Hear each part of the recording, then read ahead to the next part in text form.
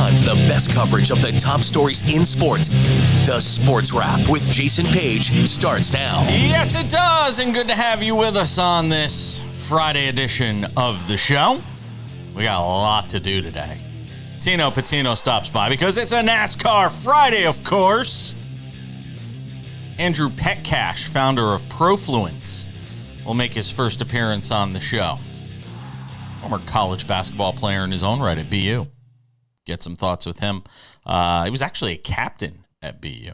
Get some thoughts with him on the NFL losing this antitrust case and what it could mean for Sunday Ticket, what it could mean for the viewing of NFL games going forward. A lot of consequences there. Baseball, there are some stories to get to as well. Yankees free fall continues. Phillies dealing with some injuries now, coming out of a loss last night to the Marlins. But we start things out in the NBA, and we bring in Sam Yarnell to talk about that. Sam, welcome back to your studio. It's good to see that you're safely ensconced in your studio. Yeah, I see it. But I want to get your thoughts, as I have plenty, as Bronny James was drafted yesterday. And look, not a huge surprise here. He goes 55th to the Lakers. It was sort of what led up to that, though, throughout the day that was most interesting to me. You had Bob Myers on the set of ESPN basically saying, look, Rich Paul is telling teams if you draft Bronny and you're not the Lakers, he's going to hop on a plane and go to Australia and play there. And look, I can come at this from both sides, Sam. I can look at this a couple of different ways. One, it's a late second round pick. It's a late day 2 draft pick in the NBA. So you're talking borderline guys that may or may not make it in the league. Have there been some great players drafted there? Sure. And some diamonds in the rough that you're going to find.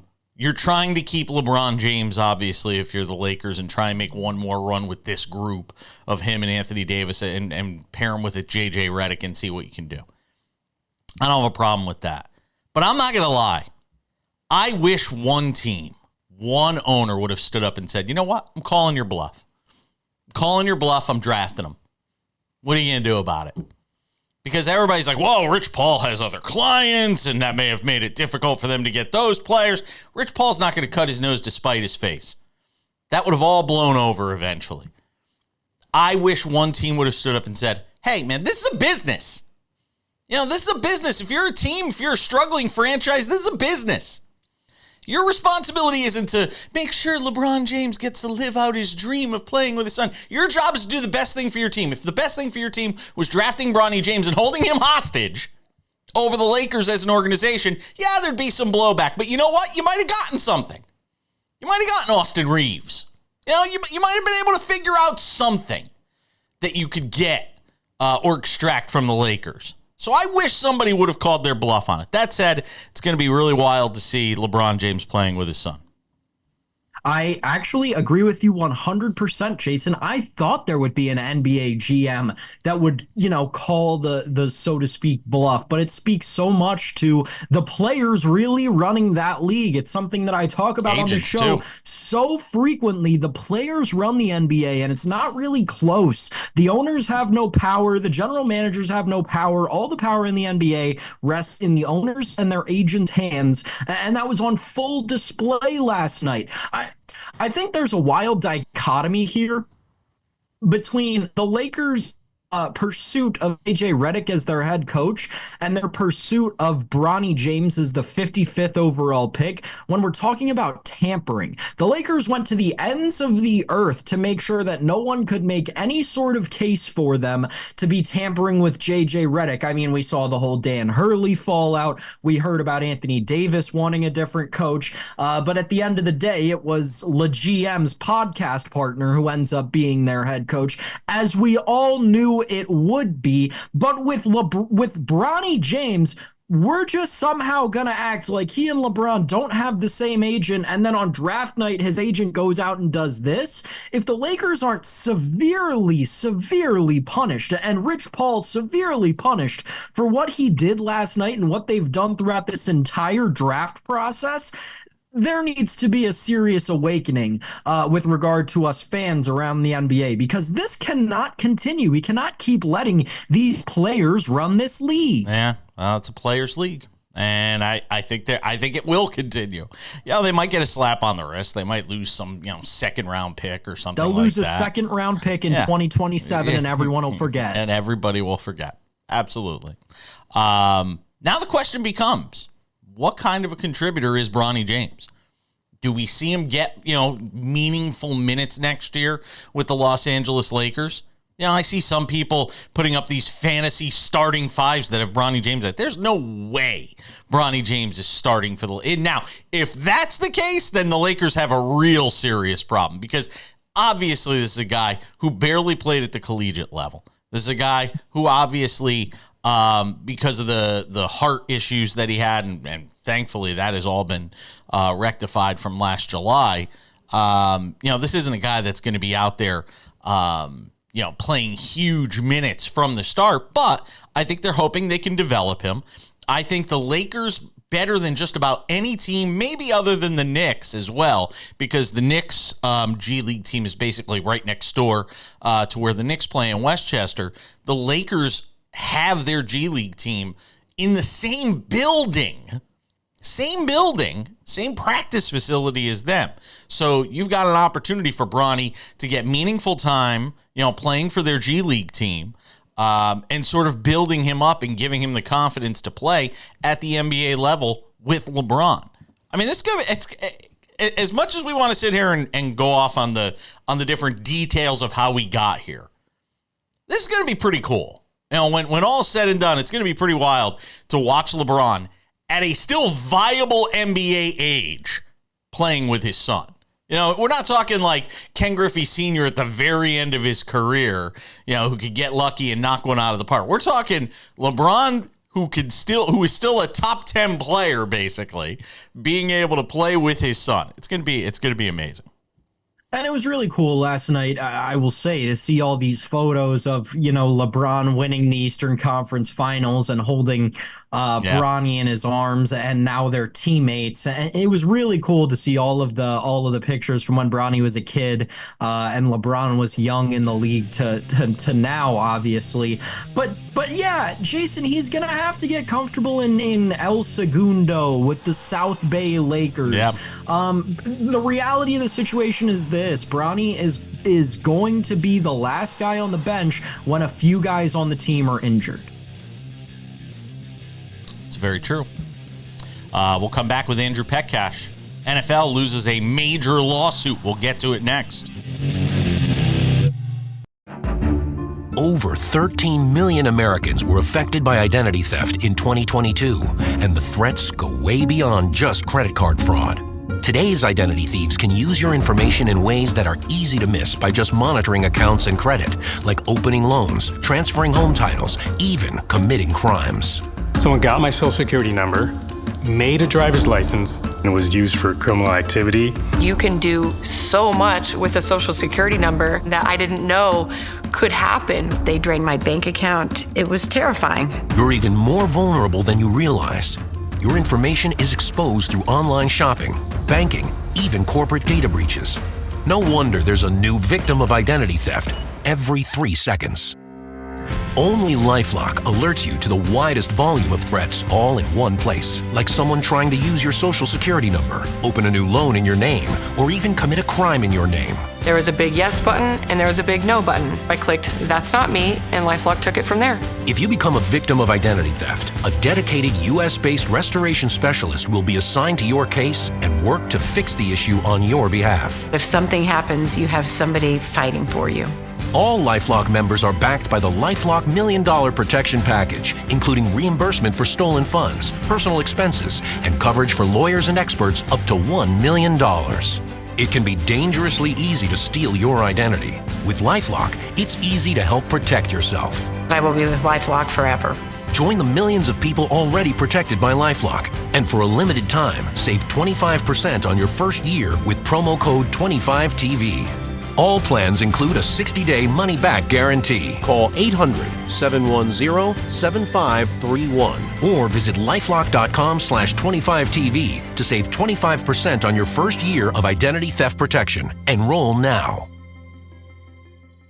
Attention families with a loved one in a nursing home. If your loved one has suffered from bed sores, falls, broken bones, dehydration, or even death, you may be entitled to a substantial settlement. If you have a loved one who is injured in a nursing home, we will find out what happened. State violations are found against nursing homes every day. You have a limited time to file your claim, so don't wait. Call 800-398-5999 and speak with one of our attorneys. The call is confidential and free.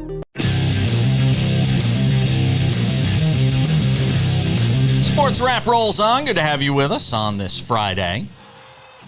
If it had not been for Bronny James, I suspect this might have been our lead story today on the show. The NFL got squashed in court on Thursday. Antitrust suit, just under $5 billion. And because of the way antitrust suits work, it could be as much as almost $15 billion that it ultimately winds up costing them for this DirecTV or this Sunday Ticket case, this antitrust suit that's been out there. And there were only a couple of people I would have thought of bringing on the show to talk about this, and I was able to get one of them, and I'm thrilled about it. Andrew Petcash is the founder of Profluence, joins us on the program today. And Andrew does a great job. I read all of his stuff on LinkedIn, and he's somebody I love to follow. He's a great follow because he's great at breaking down sports, media, the money involved, where all those things sort of join together. So Andrew Petcash joins us on the show. And Andrew, put it into dummy terms for somebody like me. What does this defeat for the NFL in court ultimately mean, assuming it stands upon appeal, which I'm sure the NFL will do?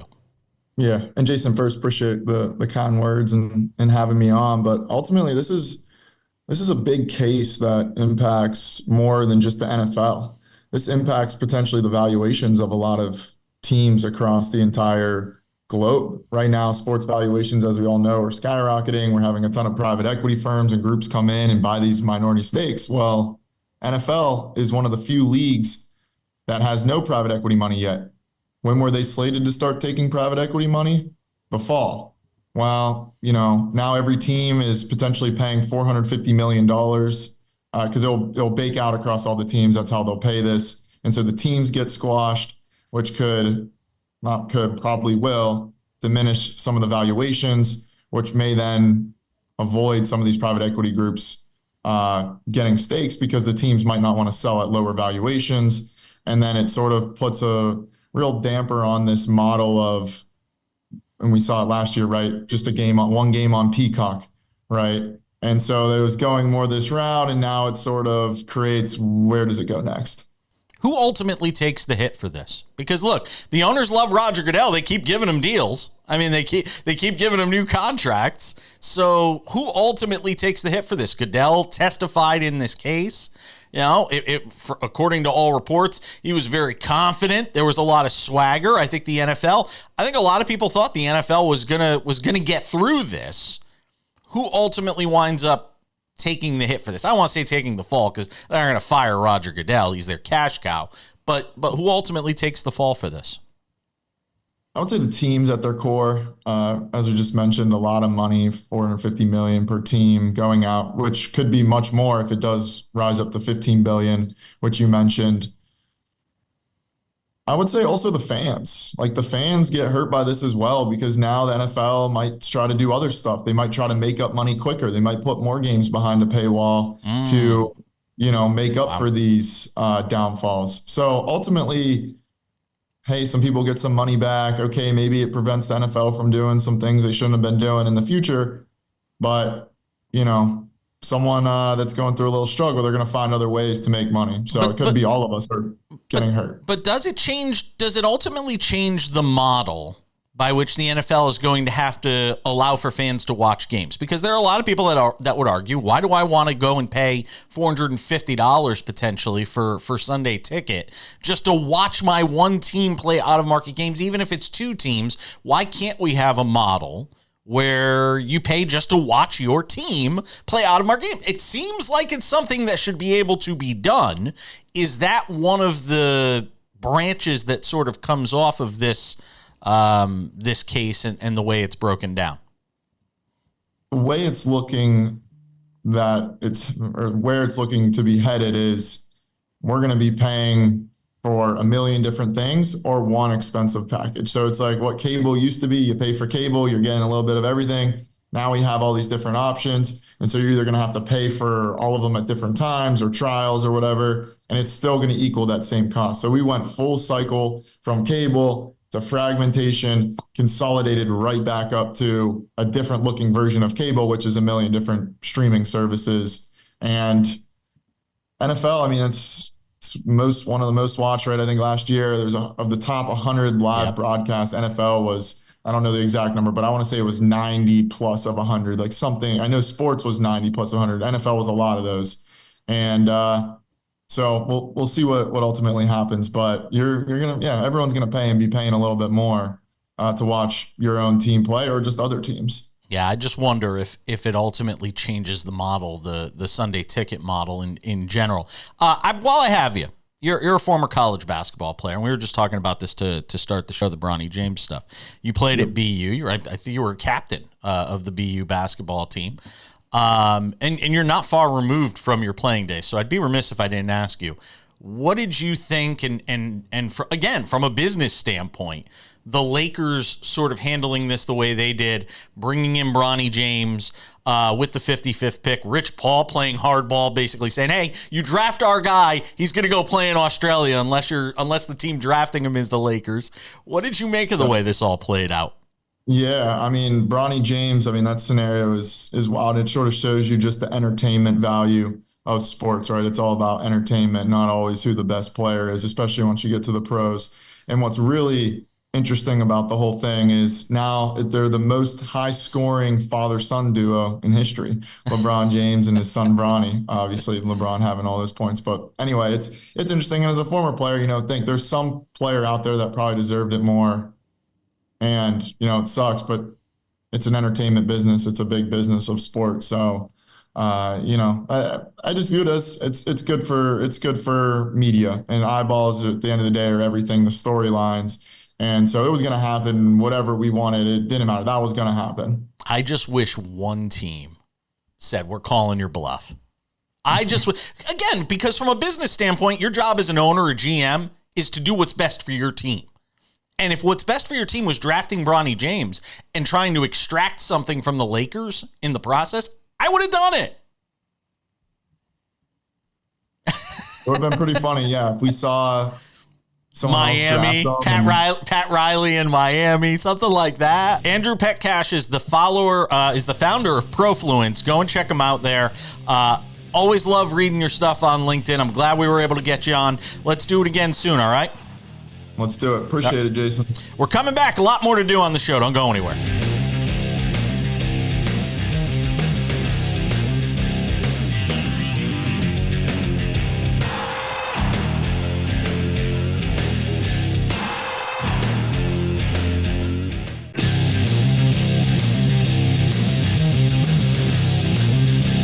Rolling along on this Friday edition of the show.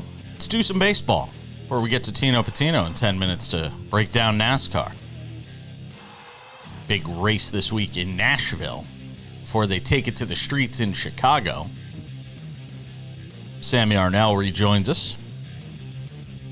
Boy, Sam, it's hard to imagine a team being as good as the New York Yankees were for as long and as large a sample size as they were, to being a team now that's lost 10 times in their last 13 games and looking, just absolutely lost. A starting pitching rotation that had been knocking it out of the park, so to speak, mixing metaphors here. But I mean, you had a rotation that was playing great. Everything seemed to be clicking to a team that just looks lost right now. I mean, they got clobbered by a bad Blue Jays team on Thursday night.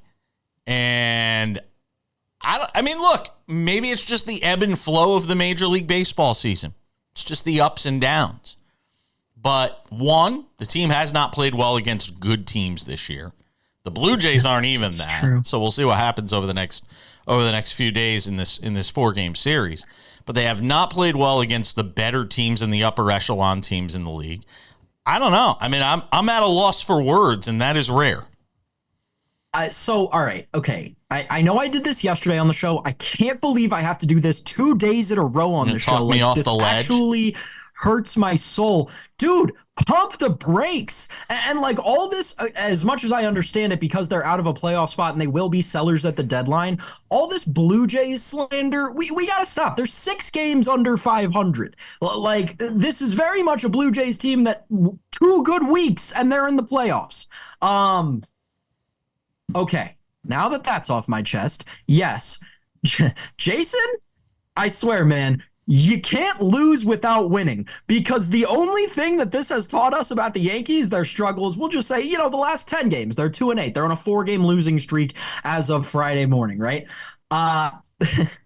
And it speaks so much to Giancarlo Stanton might actually be a Hall of Famer. Like, oh my God, he mattered so much to that lineup. And clearly they cannot produce, like Jason said. They're a loss without it, because now defenses can just walk Soto and Judge, and Verdugo can't produce behind them. They're struggling with Rice coming up. I mean, it has been a struggle for the New York Yankees, but all accounts to me point to it's Giancarlo Stanton being hurt. And like, if he can get back, or they can acquire some good 5-hitter at the deadline, like a Vlad Guerrero Jr., they'll be just fine. We got to stop freaking out about the Yankees. And I really hate to say that, because I'm the number one guy who wants to freak out about the Yankees, but I'm actually so not concerned for them right now. Here's what I'm going to say.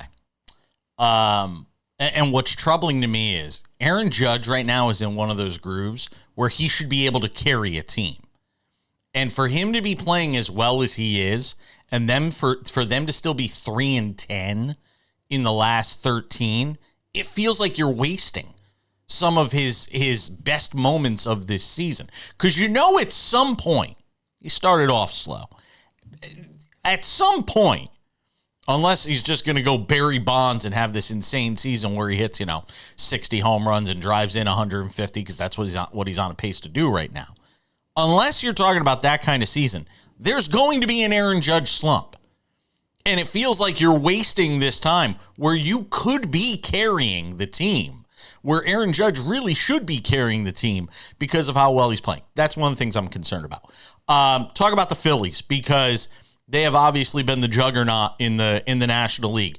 Bryce Harper, you saw him pull up lame on the final play of the game against the Marlins last night. They're talking about hamstring.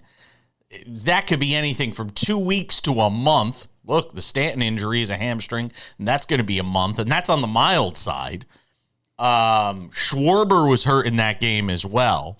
So now the Phillies looking at some potential adversity in a year where through the first 80 games, they really haven't had to deal with much of it. And they won't, because they're going to cruise to the NL East Championship, because the Braves don't have their 2 best players, and Marcelo Ozuna, who was contending for a Triple Crown a week ago, has fallen off the face of the planet. It's better for this to happen to the Phillies now than it would be for this to happen to them in a month, right? And Schwarber, in his defense, Schwarber personally has a long history of tearing it up in the month of June, which he did, and then getting injured at the end and not being healthy again until about August. It's kind of like the Kyle Schwarber experience. And you know what? Philly should take that. Like, it'll be completely fine. They'll still contend for home field advantage in the playoffs. The Dodgers have been slipping as well, and obviously haven't been performing exactly as well as we thought they would coming into the season.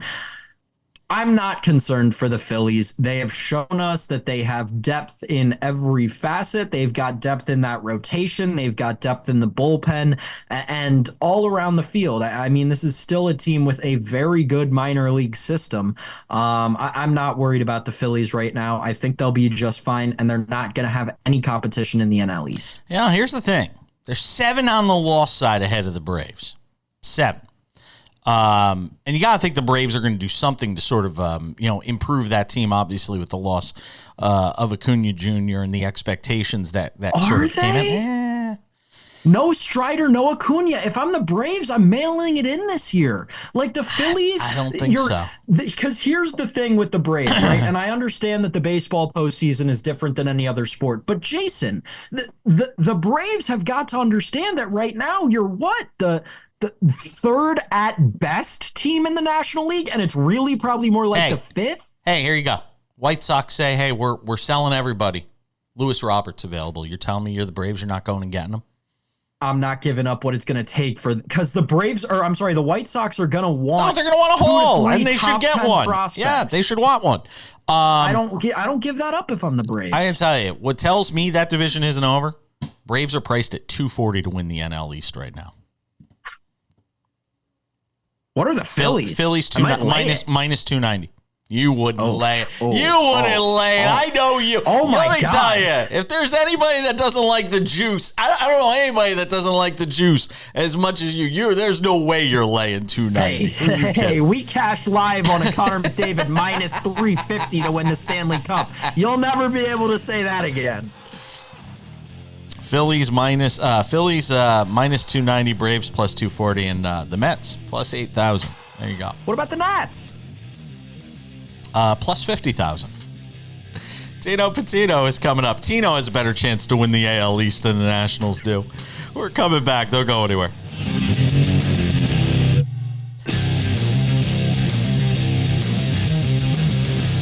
Continuing with this Friday edition of the program, lots more to get to. Got to talk some NASCAR, though, man. Let's bring in my man. Tino Pattigno is here, ladies and gentlemen. Show everybody your Frankenfinger. Come on, I want to see your Frankenfinger.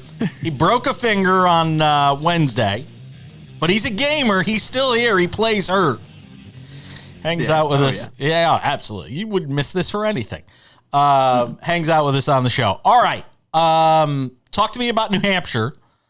Christopher Bell, your winner there. What did we miss? Well, I mean, that was to be expected. Christopher Bell has been dominating at that track ever since he came into not only the Cup Series, but in the Xfinity Series, the lower level there, maybe like the AAA, you could kind of call it to relate it to baseball.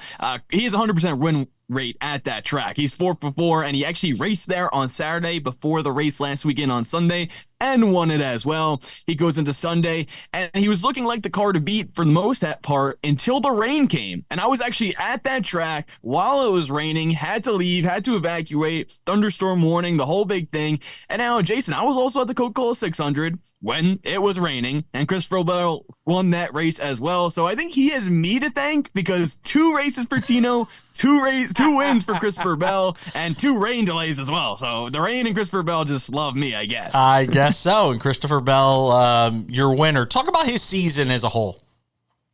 Well, he's been one of those guys that is a sneaky type of performer, right? Like, he's one of the people that he's always going to be in contention for a race win, but at times he goes on streaks, and other times I think there's certain tracks that favor him less than what we've seen. Right now he's on a hot streak. I think it'll cool off a little bit with some of the tracks we do have coming up, although for the Chicago street race, he was leading laps there earlier on in that first inaugural race last season. So to me, I think Christopher Bell's the type of driver where you can never count him out. I mean, he's been in the championship and he's been racing for a championship, and he's got 3 wins now. So when any driver, when they have 3 wins at this point in the season, basically halfway, he's going to be a true threat to win the championship, especially because he won at Phoenix earlier this season as well. Give me some sense looking at the Ally 400 in Nashville this week. Tell me a little bit about this track. Obviously, I don't know a lot about it. Give me a sense for what we're looking at here in Nashville.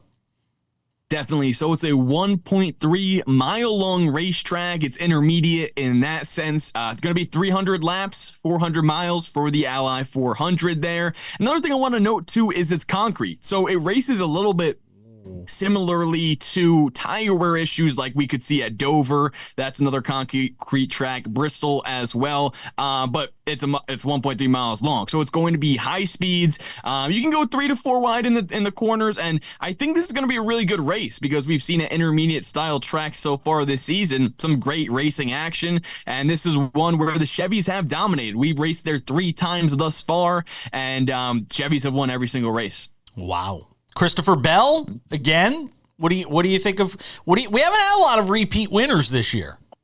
We haven't had any yet. Yeah. So drivers have won multiple races, but we have yet to see it back to back. I mean, back to back. That's what I'm saying. Yeah. Right. And I think, Christopher Bell, he finished 7th in this race last year. And, with the Toyotas, I do think they are going to bring speed. I do see them maybe beating out a Chevy in this one. But if they're going to beat them out, you're going to have to beat out a Chase Elliott. You're going to have to beat out a Kyle Larson. You're going to have to pass a Ross Chastain, who's one of the hardest drivers, as he won this race last year. He's one of the hardest drivers to pass that one car. But I can really see Martin Truex Jr. in this one. I know I talk about him, it seems like every week. He's retiring, but the reason is he was one of the drivers that was leading almost the whole second stage in this race last season. Came down to 50 laps to go, and he just got passed for the lead, and ultimately that was the end of the race. So I can see Truex being another performer in this one as he finished 2nd in this race last year. Give me a thought on Denny Hamlin. I mean, you want to talk about outside the top 20 his last 3 races, yet I look at the odds for this week's race. He's plus 550 as the second best odds over on FanDuel behind Kyle Larson at 500. What gives?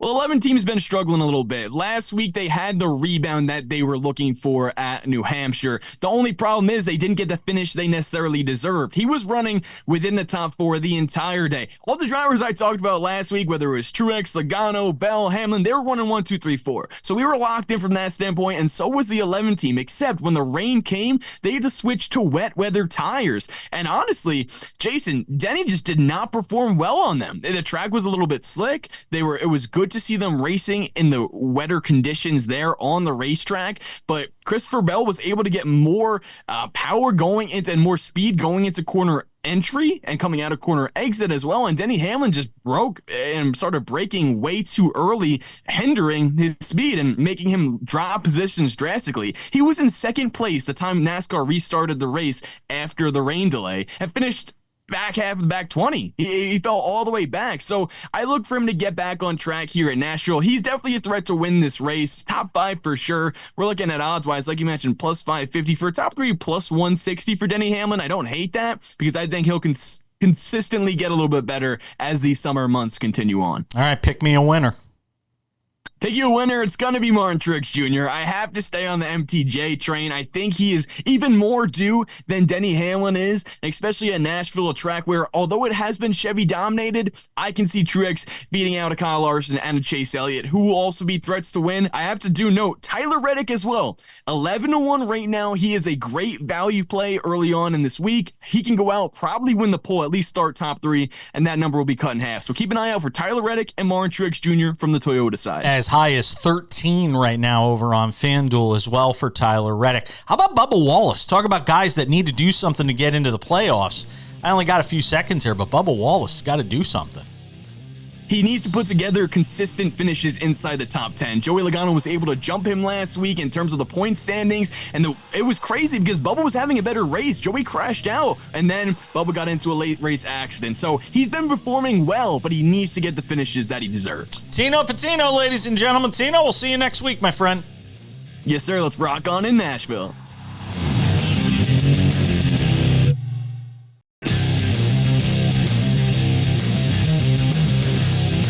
Let's continue on this Friday edition of the show. Odds and ends right around the corner as we try to bring it back to like level 5 after going like level 15 with Tino Pattigno, our NASCAR betting insider, SiriusXM NASCAR radio contributor. Going as fast as the cars he likes to watch on the weekends. Let's bring in Sam Yarnell, who, by the way, is responsible for for Tino Pattigno being on this show. So if you love Tino, send me your flowers. If you hate Tino, you see Sam's X name there. So you're good to go. I'm trying to do the math on that. Even if you carry the like, it still doesn't add up, Jason. I think I deserve credit whether you like him or don't. Fair enough. So all right, let's get into the soccer here, because if not for Bronny James, and if not for what transpired with the NFL and this antitrust suit that they've lost, that I think is really going to have some big impact on the way the NFL does business, as Andrew Petcash from Profluence was explaining. This would have been the top story. The United States losing to Panama at Copa America after Timothy Weah gets a red card early in this match. The U.S. still took a 1-0 lead after that. 1-0. 1-0. Took a 1-0 lead in this match. And then they give up 2 goals. Panama takes a 2-1 lead. Panama gets a red card of their own. U.S. can't get the equalizer. They fall 2-1. Now they're going to need some help to get out of this stage, this group stage, on top of obviously winning their next match against Paraguay. I think it's Paraguay. Uruguay. It was one of the Guays. So it's Uruguay. Okay, there you go. So, Sam, give me some thoughts on what transpired here at Copa America, and a devastating loss for the United States. Yeah, Jason, this has got to be the end for Greg Berhalter. And quite frankly, if he'll play in this game, as we just alluded to, against Uruguay, right? But right now it's between the U.S. and Panama. They're tied on points. The U.S. is ahead of them on goal differential. So the U.S. essentially needs to either draw Uruguay, which have been the best side in the tournament, most people have said, even better than other of those South American sides, even better than Argentina. They're going to have to beat Uruguay, and then Panama will have to they will have to draw Uruguay, and Panama will have to either draw Bolivia or beat Bolivia by only 1 goal. Actually, no. Now I'm thinking about the technicalities of it, Jason. Even if Panama beats Bolivia by a goal, they'll surpass the U.S. So the U.S. has to win, essentially, against Uruguay for Greg Berhalter to keep his job. There's no chance that happens. There's no chance either of those things happen. The U.S. is going to get grouped in the Copa America, which is almost as bad as not making the World Cup. You're talking about a U.S. side at this point that in the past month, yes, that's right, the past calendar month, has this 2-1 loss to Panama and a 5-1 loss to Colombia, both on American soil. There's no chance that Greg Berhalter can keep his job. The problem therein lies that the U.S. Soccer Federation has this interesting tendency of firing Greg Berhalter and then establishing a committee to try and replace him, which only results in Greg Berhalter getting rehired. And quite frankly, I have no faith in anything besides that happening with this. There has to be fundamental changes at the top, because right now U.S. Soccer, Jason, is in a horrible place. I can't add anything more to that, because I think everything you said is 100% spot on. And, we've got the World Cup right around the corner in this country, and this is the state of U.S. soccer. So I can't add anything more. I think you're spot on. I really do. I saw an interesting tweet yesterday, just that kind of spoke to the talent, and I don't have it in front of me, so I'm not going to get the names right. But if you go back and you look at the team that Jurgen Klinsmann took to the semifinal of this tournament, and then compare it to the starting 11 from yesterday that lost to Panama, you should look at that, and that should be all you need to know that Greg Berhalter is not worthy of this job anymore. Christy Sides is the head coach of the Indiana Fever, and she is caught up to me in terms of her basketball analysis, because after Indiana lost to Chicago, and I criticized the fact that, Caitlin Clark took like no shots in the final 6 minutes of that game. And I said she needs to obviously shoot more and be less selfish.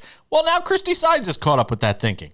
Indiana got stomped by the Seattle Storm in Seattle last night. Seattle's actually playing really well. I think they've won like their last 6 at home. And they're in the midst of a 9-game homestand right now because of some weird scheduling quirk.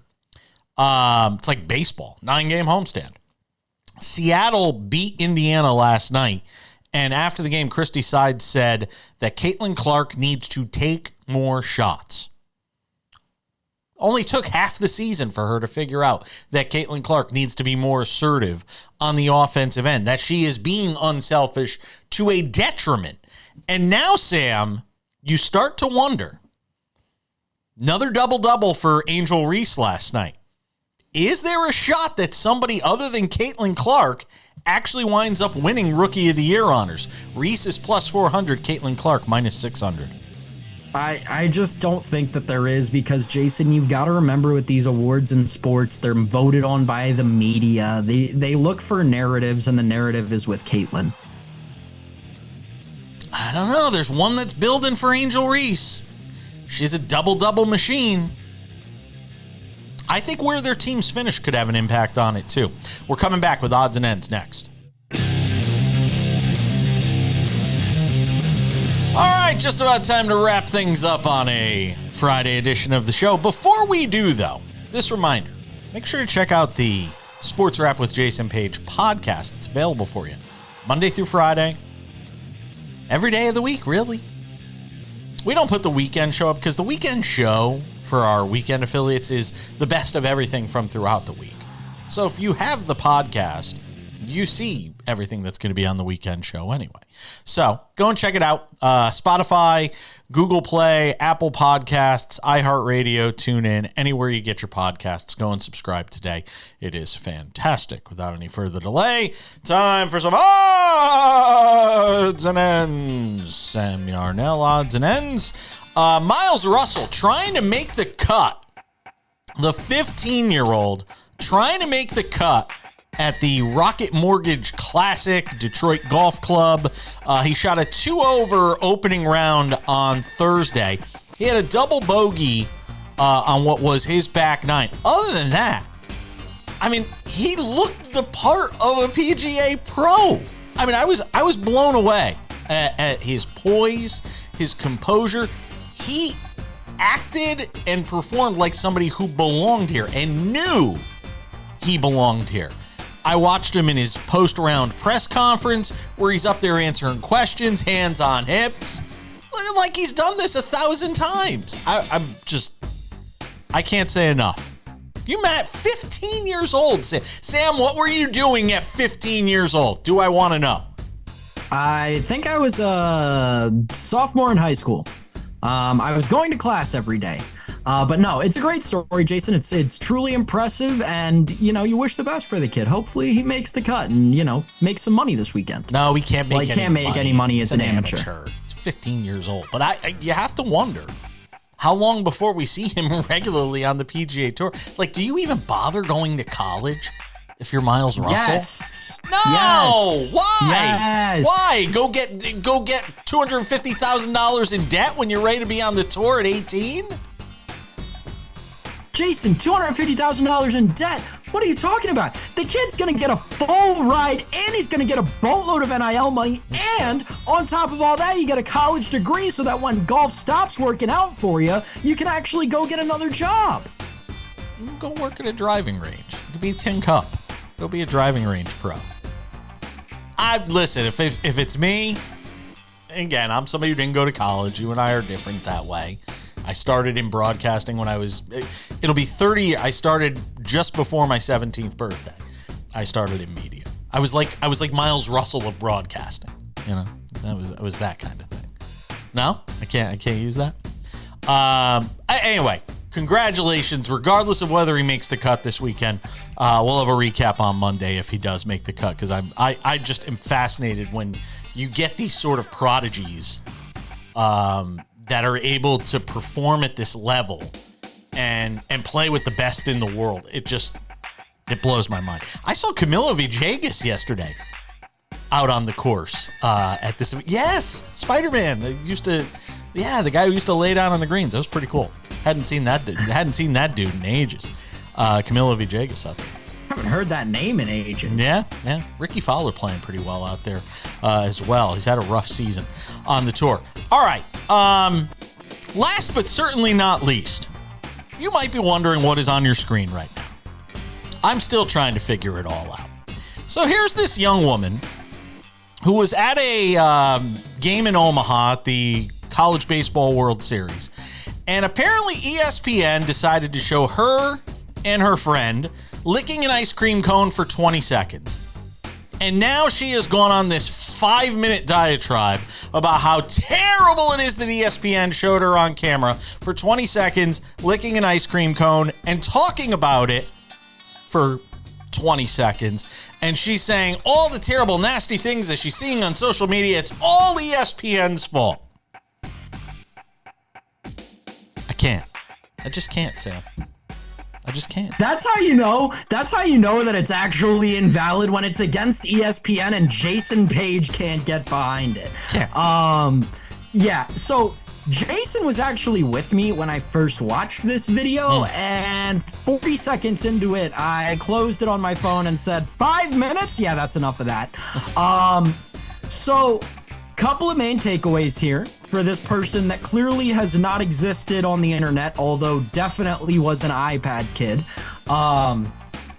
First of all, when you're out in public, you are liable for whatever you do.